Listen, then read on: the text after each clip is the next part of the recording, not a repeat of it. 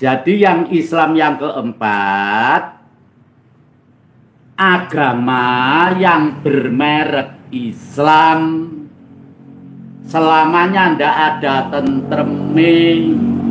Ayo dilogikakan, negara mana yang menganut ajaran Islam yang bermerek agama jotos-jotosan? Iya ya, ini wis jelas dari ratusan ribuan tahun yang lalu jelas ya. Ya kenyataannya kan Nyatanya gitu. Yang disebut Islam oleh buku ini bukan dalam pengertian kita sekarang. Yang disebut Islam adalah orang yang taat pada piagam Madinah. Nanti Kristen ku Islam, Yahudi ku Islam. Dalam Al-Quran itu Islam bukan berarti agama Islam. Makna Islam yang sebenarnya dalam Al-Quran itu ketundukan berserah diri. Yaitu apa? Mau mengikuti kebenaran, kebaikan, dan mau menolak kebatilan. Siapapun yang mengikuti kebenaran dan menolak kebatilan, itu Islam. Dia Islam. Dia Islam. Ini perkataan dari Nabi. Islam itu adalah ketundukan atau berserah diri. Bukan bermerek agama. Kalau Anda menggunakan Al-Quran, Anda tidak akan yakin bahwa kata Islam dalam Al-Quran itu digunakan sebagai nama agama yang dibawa oleh Nabi Muhammad. Setelah kita membaca ayat ini, itu kita menjadi tahu bahwa identitas agama Nabi Muhammad itu adalah agama Shiratal Mustaqim itu, yang itu disifati dengan sifat Hanif oleh Al-Quran, sebagaimana ditegaskan di dalam surat Al-An'am. Jadi kalau kita mengira bahwa agama dari Nabi Muhammad itu adalah Muslim, itu tidak terkonfirmasi di dalam Al-Quran. Jadi kalau kita mengira bahwa agama dari Nabi Muhammad itu adalah Muslim, itu tidak terkonfirmasi di dalam Al-Quran. Makanya ya Mas, yang dikatakan kata Islam, tapi banyak makna. Tapi kalau Mbah No ditanyai tentang Islam, Islam itu deretannya 4 Mas. Islam yang pertama, lumai bumi kureping langit kang wujud kang urip, kabeh umatku umat Islam, aku sing nguripi. Itu yang Islam pertama. Lire bukan Islam agama. Jadi mulai manusia lahir cenger udah masuk Islam. Jadi isi ning alam itu Islam yang pertama. Isen-isene dunia ini bisa dikatakan Islam.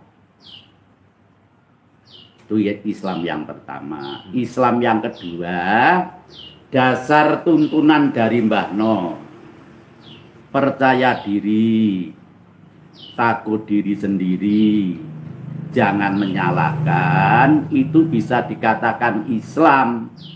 Lire sadar diri. Sadar diri. Nah, itu ya bisa dikatakan Islam yang kedua. Kalau sudah percaya diri, takut diri sendiri, tidak menyalahkan, berarti kita sudah masuk Islam yang ketiga. Apa? Selamat. Gitu loh. Jelas ya, itu. Sudah pasti ya. Pasti. Pastolan pasti. Tapi Mas Bram, kalau kita ngancik yang Islam yang keempat, nah iki. Ayo dengarkan saudara-saudaraku semua ya. Jadi yang Islam yang keempat, agama yang bermerek Islam, selamanya ndak ada tentreme. Ayo dilogikakan, negara mana yang menganut ajaran Islam yang bermerek agama jotos-jotosan?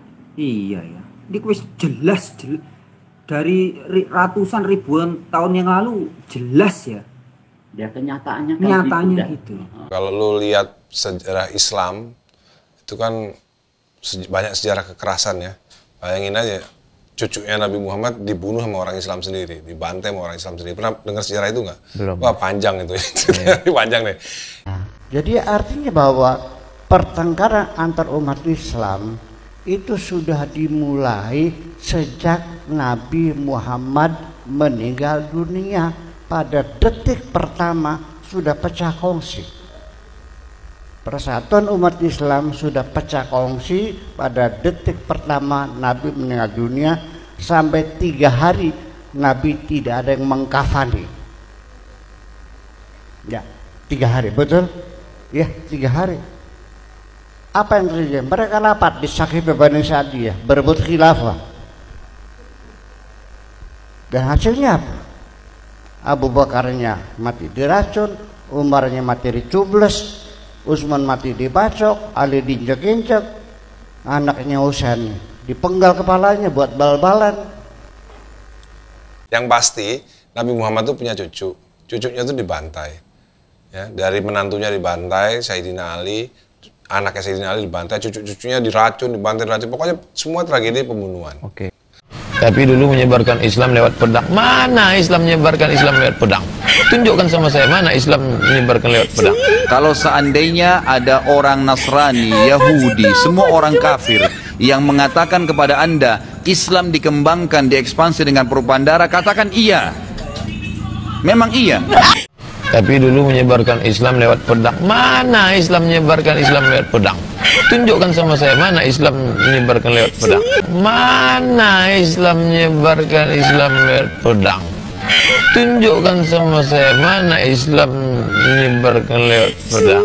Subhanallah, semalam ada yang bertanya pada saya di Kalibata City waktu saya ngisi taklim di sana. Ustadz, bagaimana pendapat Ustadz bila ada orang-orang Nasrani yang mengatakan Islam itu diekspansi dengan pertumpahan darah, dengan jihad? Itu subhanallah, saya bicara hampir 45 menit mungkin hanya menjawab pertanyaan ini. Waktu itu saya bilang, kalau seandainya ada orang Nasrani, Yahudi, semua orang kafir yang mengatakan kepada Anda Islam dikembangkan, diekspansi dengan propaganda, katakan iya. Memang iya. Karena banyak orang Islam, subhanallah, kayak orang yang ketakutan kalau dikatakan Islam itu disebarkan dengan pedang. Saya katakan ikhwas sekalian, memang Islam dikembangkan dengan pedang. Jihad itu dikumandangkan memang dari dulu. Ada pengembangan Islam dengan dakwah, ada pengembangan Islam dengan pedang. Maka kerusakan budaya di Arab tidak mungkin akan kembali pulih dalam waktu dekat. Jangan harap martabat bangsa Arab akan pulih 50 tahun akan datang. Sekarang ini bangsa Arab asfalis safilin. Di mata dunia tidak terhormat sama sekali. Di mata dunia bangsa Arab bangsa yang dianggap biadab. Tidak ada hukum, tidak ada hak asasi manusia, tidak ada ukhuwah Islamiyah maupun watoniyah, tidak ada. Semua menggunakan senjata kekerasan. Nyawa sangat murah, membunuh sangat murah. Pada Islamnya sama ahli sunnah jamaah, sama ahli sunnah jamaah itu kebanyakan. Syiah cuma sedikit Syiah.